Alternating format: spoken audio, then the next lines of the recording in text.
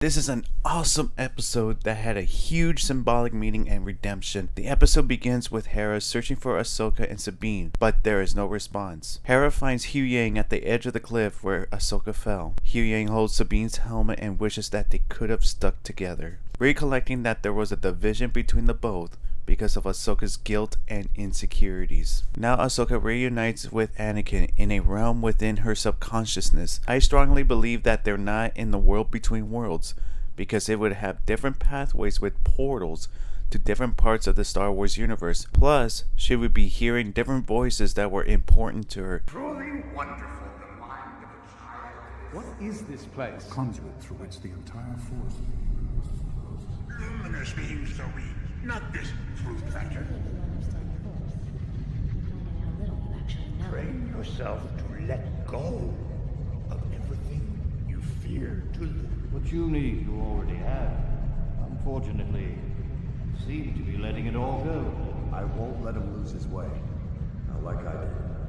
I believe that we're in Ahsoka's subconscious, or this is a force illusion that Anakin is able to reach to her to fulfill his training. The last time Ahsoka saw Anakin was when they split from each other during the last days of the Clone Wars. Anakin was going with Obi-Wan to save the Emperor, while Ahsoka went to provide aid to Bo-Katan for the siege of Mandalore. Back to Anakin and Ahsoka. They have a brief catch-up, but Anakin wants to complete her training. She accepts, and Anakin starts the lesson by saying, "Live or die." Ahsoka doesn't want to fight him, and Anakin replies that he heard that before. This is a callback when Luke refuses to fight Darth Vader during the Return of the Jedi. Also, he refuses to strike his father down since he realizes he will become like Vader and become a slave to Palpatine. They have an epic lightsaber duel in which Anakin is able to display his strength in the Force by pushing Ahsoka back by making small gestures. As they continue to duel, Jason and Chopper are at the ledge, and Jason can sense their lightsaber duel with the roaring waves. Carson reports to Hera that they are running out of time since the Fleet Command wants a current report. Hera refuses and waits for further results. Jason calls his mother to join him to listen to what he hears. Jason tells her to focus and listen to the waves,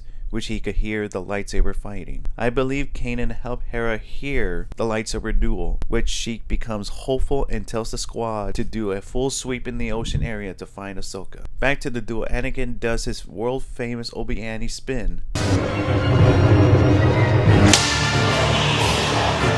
They continue their duel, which is obvious that Anakin is holding back and their movements is slow. I have a video with an explanation of their duel. The duel's purpose is to have Ahsoka fight with meaning and to let go of her past insecurities and guilt. Ahsoka was able to find an opening and kick Anakin in the face. She told him that there wasn't anything for him to teach her, which he responded by destroying the floor. She falls, which transitions into a fog. As she gets up, Phase 1 clone troopers are seen running along with the 501st clone troopers. These troopers are real actors running compared to the CGI created by George Lucas during the Clone Wars movie. Ahsoka is looking, and she is younger and portrayed by Ariana Greenblatt. She is also known for her role as young Gamora in Infinity War and in Barbie. A young Anakin arrives and tells Ahsoka to catch up with them on the front lines. This is a great scene because we get to see a brief live action of the Clone Wars series, which Hayden is able to portray as Anakin. In the animated series, Matt Lanter is the voice of Anakin, while Ashley Eckstein voiced Ahsoka. Ahsoka mentions that this was one of her first missions during the Clone Wars. She doesn't understand why they went back to that time. Anakin tells her that this is her lesson. It transitions to a forward operation base, where she is able to sit down and hold hands with a wounded clone trooper. Anakin is talking to Captain Rex and a couple of Twi'leks, which gives us a hint that they're on Ryloth, the home planet of Hera. Ahsoka leaves the clone trooper and tells Anakin that it was her fault for many soldiers that died, but Anakin tells her that it happens during war. She tells him that she wasn't trained for war and she was supposed to be a keepers of the peace. Anakin tells her that she taught her everything that he learned from his previous masters, and they have to adjust to the time of war, which he has to teach Ahsoka to be a warrior and a survivor. She fears that she has to teach her Padawan about being a warrior and a survivor, which she wishes that she wants to stop fighting, but Anakin responds to her that she will die. Anakin walks towards the battlefield, and an awesome transition from him to Darth Vader flashes. Jason radios Hera that Chopper can sense something in an area of the ocean where they have to fly low to the water. It transitions to the Siege of Mandalore, where Ahsoka kills several Death Watch Mandalorians. During the Siege of Mandalore, Maul was the leader of the Mandalorians, since he defeated Vizsla and claimed the Darksaber. Bo-Katan led a rebellion along with Ahsoka, Captain Rex, and part of the 501st Battalion to reclaim Mandalore. The 501st Battalion that joined Ahsoka and Captain Rex painted their helmets orange and white to resemble Ahsoka's face to show their loyalty to her. Ahsoka's fight sequence with several Mandalorians is totally epic. Then we get a live action scene of Captain Rex, who is voiced by Tamir Morrison. Anakin arrives and tells her that he doesn't remember this battle. She tells him that this battle happened when they split from each other. Not only because they were physically not with each other, but because she left the Jedi Order because she doesn't agree with the Jedi philosophy, because they were serving the Republic government instead of serving the wills of the Force. At the same time, Obi-Wan and Anakin were on a rescue mission to save Palpatine in the beginning of the Revenge of the Sith movie. Anakin was proud of Ahsoka that she achieved becoming a great leader, warrior, and survivor. Ahsoka tells him that's all she and him are all about: war and death. Anakin tries to tell her that she is more than that, but she is struck with guilt and insecurity because she feels that she would be winding down to Anakin's path to the dark side. Anakin becomes frustrated and tells her that she didn't learn a thing. He ignites his lightsaber, but it's red. Anakin turns around and becomes more pale with his Sith yellow eyes and becoming Darth Vader. Ahsoka continues to refuse to fight him, so he presses the attack. They have an awesome duel. Anakin kicks her back to the realm, which she returns to her normal self. As she was getting up, we get the best transition in Star Wars history, which Anakin is walking towards her with lightning flashes of him and Darth Vader. Anakin tells her that she lacks conviction with a blend of his and Darth Vader's voice, just like how they blended Hayden's and James Earl Jones's voice during the Kenobi series. Anakin's gone. I am what remains.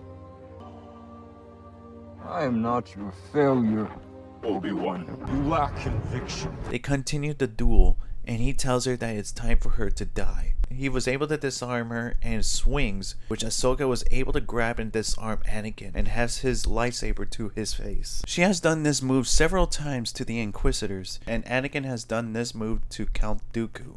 As she was holding the lightsaber to Anakin's head, she hung in the balance of control. The control of fear of becoming the monster that she could have become, or the control of her past and lived peacefully. As evident, the glow of the red lightsaber shows her Sith yellow eyes. She decides to turn off the lightsaber and throw it, and decides to live in peace. Peace with her past, letting go of her guilt, and the willingness to live. Anakin steps backwards and return to his normal self. He smiles at her and says, There's hope for you yet. meaning that she completed her training of redemption. Anakin learned that lesson from his son, Luke, during the Return of the Jedi. Darth Vader believed that he was too far gone to return back to the light, but Luke ignited a flame of hope. Darth Vader was able to return to become Anakin and saved his son by killing Palpatine. Somehow Palpatine returned. Well, that was kind of awkward. As Ahsoka looks around, the stars begin to fall and water begins to rise. This resembles a baptism for her, as she is being reborn as a new person.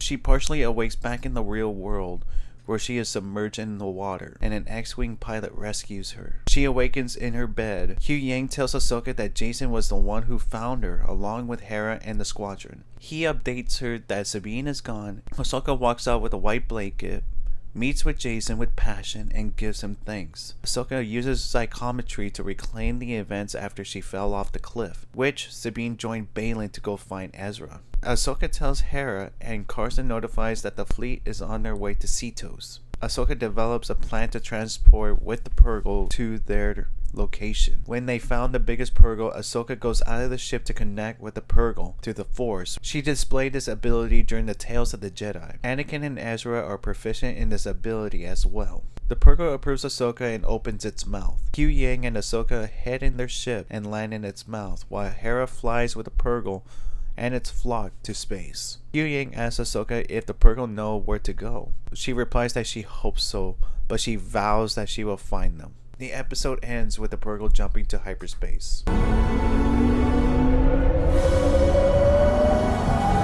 This is an epic episode that exceeds all of my expectations. The true meaning of the lightsaber duel and lesson, Ahsoka's transition, seeing Hayden portraying the animated series Anakin was great. Dave Filoni's inspiration for this series was Gandalf from the Lord of the Rings trilogy, where he transitions from gray to white. I would rate this episode a 9.8 out of 10. The only mishap I had was that they made Hera able to hear the lightsaber fight. It would have been awesome if we heard Kanan telling her to trust Jason. That would have been a more heartful moment, and it would lead her to have to make a hard decision to allow Jason to train to become a Jedi. Let me know how you feel about this episode in the comment section below. Also subscribe to the channel for future content, and as always, may the Force be with you.